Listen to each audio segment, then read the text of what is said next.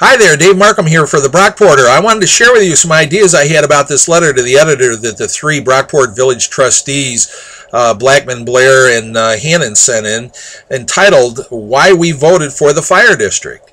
They try to explain their way out of why they capitulated to the coercive techniques of Kimball and Milner. Kimball being the supervisor in the town of Clarkson and Milner being the supervisor in the town of Sweden.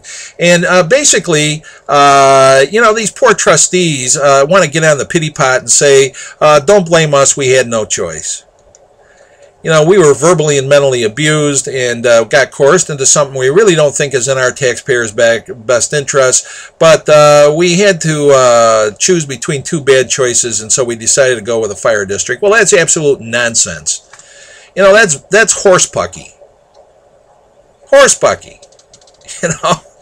I feel sorry for these people. And so here's part of what they say. Quote, in early July, the board came back to the table with a proposal that would have maintained the current fire protection district, adding a tri-municipal committee to oversee its finances.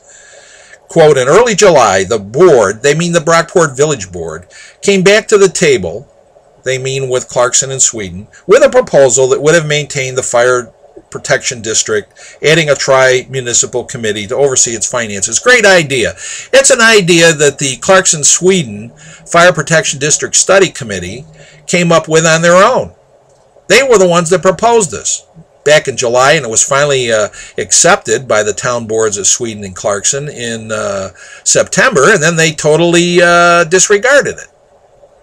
Doug Hickerson comes out at the public hearing on the Brockport Ambulance Corps in December in the town of Sweden, and he points out to the Sweden Town Board that the Clarkson-Sweden Fire Protection Study Committee did not recommend that they transfer the ambulance contracts from the Brockport Ambulance Corps to Monroe Ambulance. And they did it anyway. They totally disregarded them.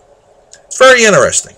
You got the town boards of Clarkson and Sweden appoint their own citizens to a Clarkson-Sweden Fire Protection District Study Committee and then completely ignore their recommendations. If I was those 10 people, I'd be pretty steamed about that. And then, about a month and a half ago, somebody twisted their arm and got them to send an anonymous letter to Sweden, to the Suburban News, saying that they made a mistake. They didn't mean Fire Protection District, they meant Fire District. No, they didn't. Read their report. They give 14 reasons for and 2 reasons against why the formation of a tri-municipal committee would be better than a fire district. Read it yourself. And Kimball and Miller now are trying to twist the facts and say, no, that's not what they recommended. Well, it is what they recommended. We're back to 1984 doublespeak again. Talking out of both sides of their mouth, hoping that the public is too stupid to catch on to all the crap that they're trying to, promote here. Well, then they go on in the report, the village trustees here, and they say, well, the fire department costs $729,000 a year, and Clarkson and Sweden pay 78% of it. Well, that's true. You know why? Well, because the village of Brockport's only 2.2 square miles, and we all have fire hydrants. We're on municipal water, right? If you throw Sweden and Clarkson in there, that's 90 square miles. Not 2.2 square miles, 90 square miles. And most of those town properties are not on fire hydrants. So you got to have pumper trucks to bring water to the scene of the fire. Very expensive and challenging, right? The ISO ratings on which your home insurance is determined are very good in those areas. So residents in the town of Clarkson and Sweden who have properties that are not on municipal water but who are covered by the Brockport Fire Department are pretty safe, and they get good ISO ratings, and they get outstanding service. But it costs money to do that. So if 90% of the fire protection district by geographical area is in Clarkson and Sweden, maybe they ought to be paying 90% of the cost. Instead, they only pay 78%, which means us Village of Brockport taxpayers are subsidizing. the cost of the fire protection services to a lot of the citizens in Clarkson and Sweden, right? And then they go on and they say, well, you know, Brockport's going to need a hook and ladder truck, which was required for multi-storied buildings, needs to be replaced, and that's very expensive. And they're afraid Brockport's not going to have the money to do it. Well, you know where the multi-storied buildings are? They're on 2 tax-exempt properties. First, the 20-floor high-rise dorms on the SUNY Brockport campus, and the Bicarb nursing home down on the Lakeside Health Services campus. These 2 tax-exempt properties are in the village of Brockport, provide the most challenging fire protection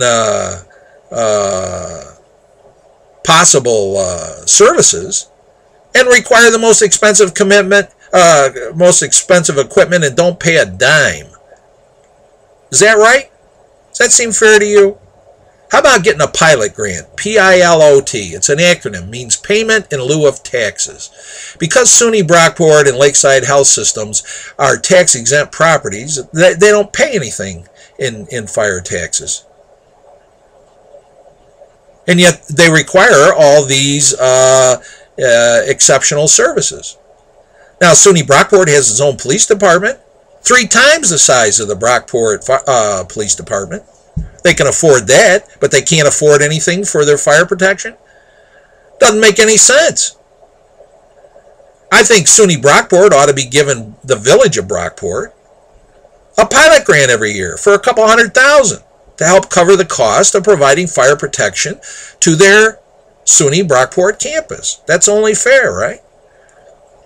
Where's our Senator George Maziarz and our Assemblyman Bill Riley? They ought to be advocating that SUNY Brockport reimburse the village of Brockport, or give the village of Brockport a pilot grant to offset some of the costs of fire protection to their campus, so that the village of Brockport property owners don't have to pay to provide fire protection to 20-story high-rise student dorms on their campus. Same way with the Lakeside Health System. Why shouldn't they give the village of Brockport a $100,000 pilot grant to offset the cost of having the equipment necessary to reach their residents on the top floors of their Bicarb nursing home? That only makes sense. Do you think anybody on the village board has ever approached SUNY Brockport or Lakeside Health System asking them for a pilot grant to help offset the costs of providing fire protection services to them? No, it's a lot easier just to go to the taxpayers and say, listen, you property owners, dig deeper into your pocket, because Lakeside Health System nursing home patients and SUNY Brockport students in their high-rise dorms needs the protection. It's absolute nonsense, right? I don't hear Blair, Hannan, or Blackman talking about that. It's a very viable option, and they haven't done a damn thing. They just go along with Milner and Clarkson, or Milner and Kimball, and say, well, we'll form a fire district, and then the fire district can levy taxes and just soak the property owner for the costs here of whatever we want. So it's just crap. It's horsepucky. You know what I'm saying? I thought these trustees were smarter and brighter and more creative and a little entrepreneurial. They're a big disappointment. They've been blackmailed and extorted by Kimball and Milner. Kimball's saying he's going to Hamlin for his fire protection. No, he isn't. It costs 3 times as much if he goes to Hamlin for fire protection than what he's already getting for Brockport. You think the taxpayers of the town of Clarkson are going to stand for that? That would be political suicide. Paul's too smart a guy. I know Paul, lived in Clarkson for 12 years. He's very bright, very strong-willed, very creative, very determined, very charming, excellent interpersonal skills, and he usually gets what he wants. A lot of the time I've agreed with Paul. In this instance on the fire district, he's dead wrong, and I totally disagree with him. It's a very bad idea for the citizens of Clarkson and Sweden and Brockport. You think Jack Milner's really going to go with Byron Burgeon? I don't think so. You think people in Sweden Hills there want their fire protection to come from Byron Burgeon? when they got a firehouse right here in Brockport, a half a mile away? You think the good people on Hickory Drive and Trefoil Lane and Talamora are really going to stand for their fire protection services coming from Byron Burgeon? What are these trustees smoking? You know, these guys are playing poker. They're empty threats. They're not going to do that. Then they go on and they talk about other things here that are very interesting, saying that the village no longer has a multi-generational pool of fire families that we once had, and so we're going to have to hire salaried fire department people. But don't worry, it's still going to be the Brockport Fire Department fighting our fires. No, it's not. If you have paid fire people, they're going to come off a civil service list for the county of Monroe. And they're going to come in from outside the county because they're good jobs, right? And the cost of fire protection services is not going to double or triple or quadruple. It's going to quintuple. And the whole argument that these trustees are making is that there's still going to be our Brockport Fire Department. Well, no, who are they fooling here? Come on. That's crazy. That's just not true.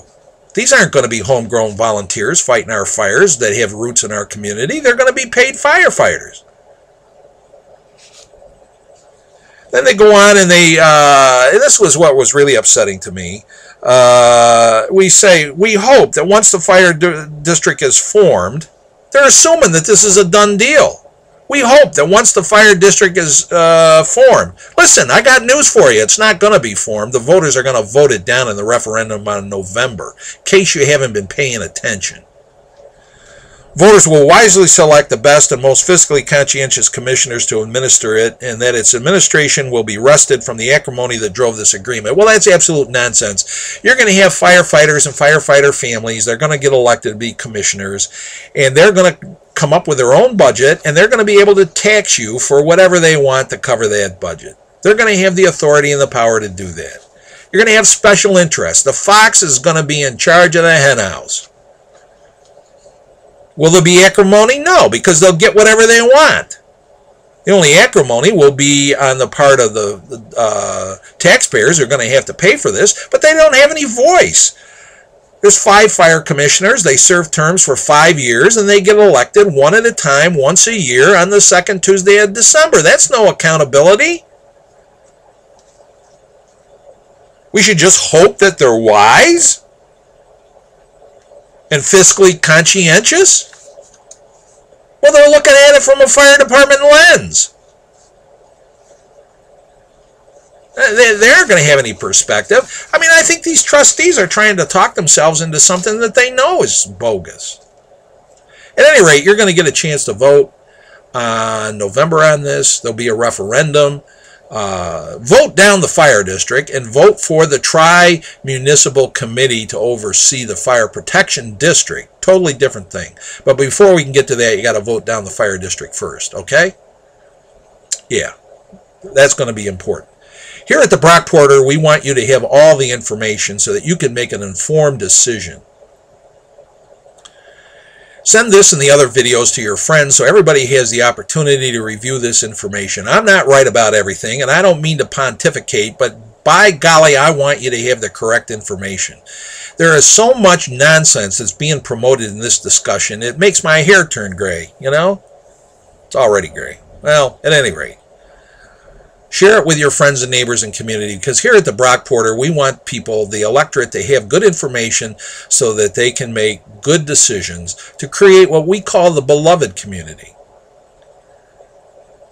The beloved community is a community that provides a high quality of life for everyone.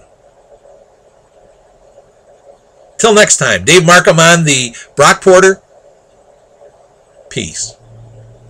Bye.